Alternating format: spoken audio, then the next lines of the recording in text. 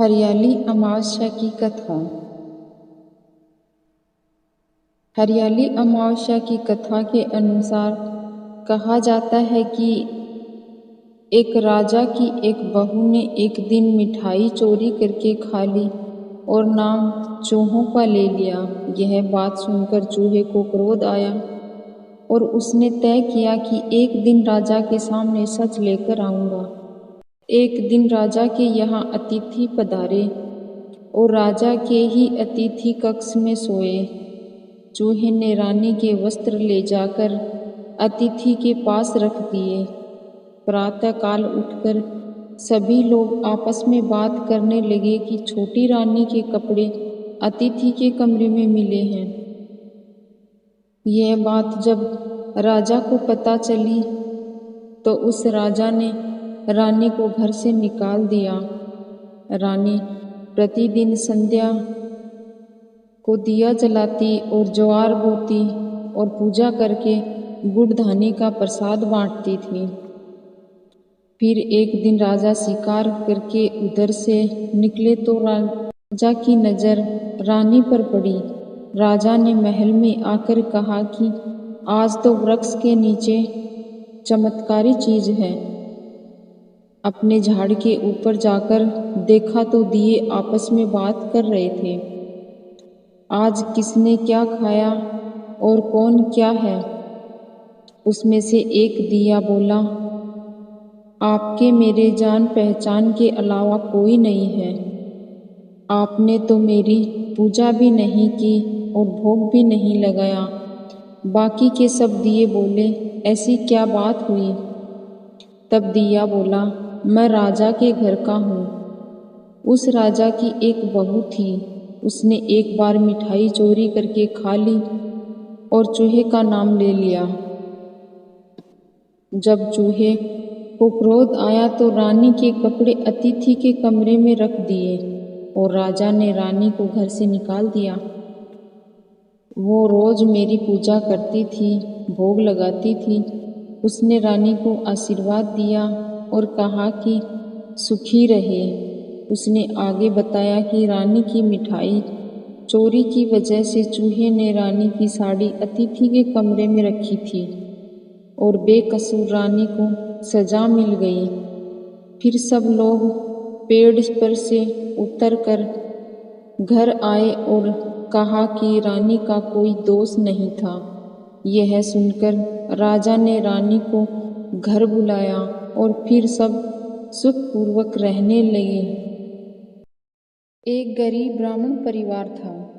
उस परिवार में पति पत्नी के अलावा एक पुत्री भी थी। वह धीरे धीरे बड़ी होने लगी। उस पुत्री में समय और बढ़ती उम्र के साथ सभी स्त्री गुणों का विकास हो रहा था। वह लड़की सुंदर, संस्कारवान एवं गुणवान थी, किंतु गरीब होने के कारण उसका विवाह नहीं हो रहा था। एक दिन उस ब्राह्मण के घर एक साधु महाराज पधारे। वो उस कन्या के सेवा भाव से काफी प्रसन्न हुए। कन्या को लंबी आयु का आशीर्वाद देते हुए साधु ने कहा कि इस कन्या के हथेली में विवाह योग नहीं है। तब ब्राह्मण दंपति ने साधु से उपाय पूछा कि कन्या ऐसा क्या करे कि उसके हाथ में विवाह योग बन जाए।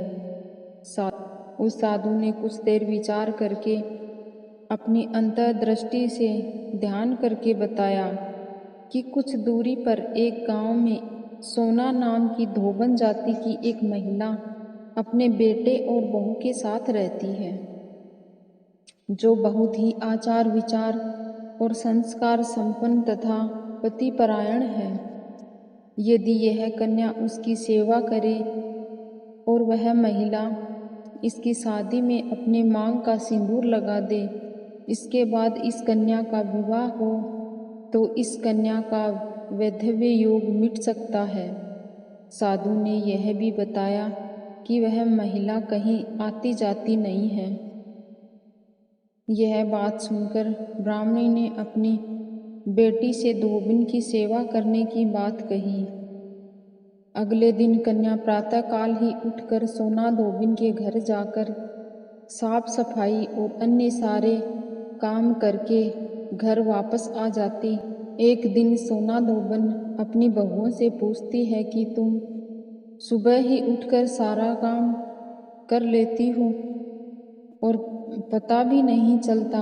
बहू ने कहा, माँ जी, मैंने तो सोचा कि आप ही सुबह उठकर सारे काम खुद ही खत्म कर लेती हैं। मैं तो देर से उठती हूँ। इस पर दोनों सास बहू निगरानी करने लगी कि कौन है जो घर का सारा काम करके चला जाता है। कई दिनों के बाद धोबी ने देखा कि एक कन्या अंधेरे में आती है और सारे काम करके चली जाती है। जब वह जाने लगी तो सोना धोबिन उसके पैर पर गिर पड़ी, पूछने लगी कि आप कौन हैं और इस तरह छुपकर मेरी चाकरी क्यों करती हो। तब कन्या ने साधु द्वारा कही गई सारी बात बताई। सोना धोबिन पतिपरायण थी, उसमें तेज था। वह तैयार हो गई। सोना धोबिन के पति थोड़े अस्वस्थ थे। उसने अपनी बहू से अपने लौट आने तक घर पर ही रहने को कहा। सोना धोबी ने जैसे ही अपने मांग का सिंदूर उस कन्या की मांग में लगाया, उसका पति मर गया।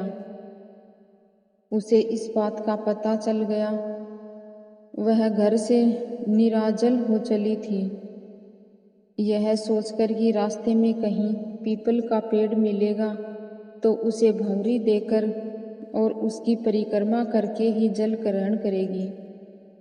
उस दिन सोमवती अमावस्या थी। ब्राह्मण के घर मिले पुए पकवान की जगह उसने ईंट के टुकड़ों से 108 बार भंवरी देकर 108 बार पीपल के पेड़ की परिक्रमा की और उसके बाद जल ग्रहण किया। ऐसा करते ही उसके पति के मुर्दा शरीर में वापस जान आ गई। धोबिन का पति वापस जीवित हो उठा। इसलिए सोमवती अमावस्या के दिन से शुरू करके जो व्यक्ति हर अमावस्या के दिन भंवरी देता है उसके सुख और सौभाग्य में वृद्धि होती है। पीपल के पेड़ में सभी देवताओं का वास होता है। अतः जो व्यक्ति हर अमावस्या को न कर सके वह हर सोमवार को पड़ने वाली अमावस्या के दिन 108 वस्तुओं की भंवरी देकर सोना धोबिन और गौरी गणेश का पूजन करता है, उसे अखंड सौभाग्य की प्राप्ति होती है। ऐसी प्रचलित परंपरा है कि पहली सोमवती अमावस्या के दिन धान, पान, हल्दी, सिंदूर और सुपारी की भंवरी दी जाती है। उसके बाद की सोमवती अमावस्या को अपने सामर्थ्य के हिसाब से फल, मिठाई, सुहाग सामग्री, खाने की सामग्री इत्यादि की भंवरी दी जाती है और फिर भंवरी पर चढ़ाया गया सामान किसी सुपात्र ब्राह्मण, ननद या भांजे को दिया जा सकता है।